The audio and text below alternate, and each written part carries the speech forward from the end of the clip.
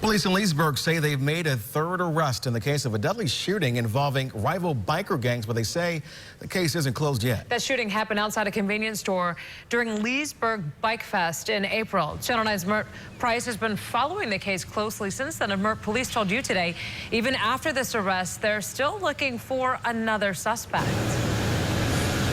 Yeah, police say there's one more guy out there they want to track down. They believe he and his buddies are connected to a shooting that left another biker dead. Now, I was the first to report that police believe that shooting is related to the Outlaws biker gang trying to muscle other groups all over the state, trying to force them to join their organization. Right now, police believe Gregory Umphreys is hiding out, trying to avoid being captured. Umphreys is the last remaining Outlaws biker gang member who police are still trying to track down. He's wanted in connection with a shooting that happened at this Circle K gas station back in April during Leesburg's Bikefest that left Kingsman member David Donovan dead. So far, 3 of his buddies have been arrested: Mark Knotts, Jesus Marrero, and Miguel Torres III, who was just caught yesterday.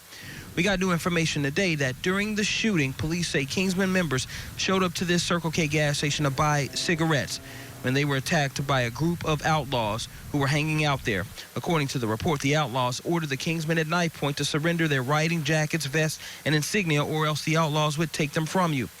When the Kingsmen refused, police say Knotts ordered his guys to shoot Donovan. Afterwards, a Kingsman shot Knotts, but he only suffered non-life-threatening injuries. As for Umphreys, we found out he's been arrested numerous times for felony battery and traffic infractions.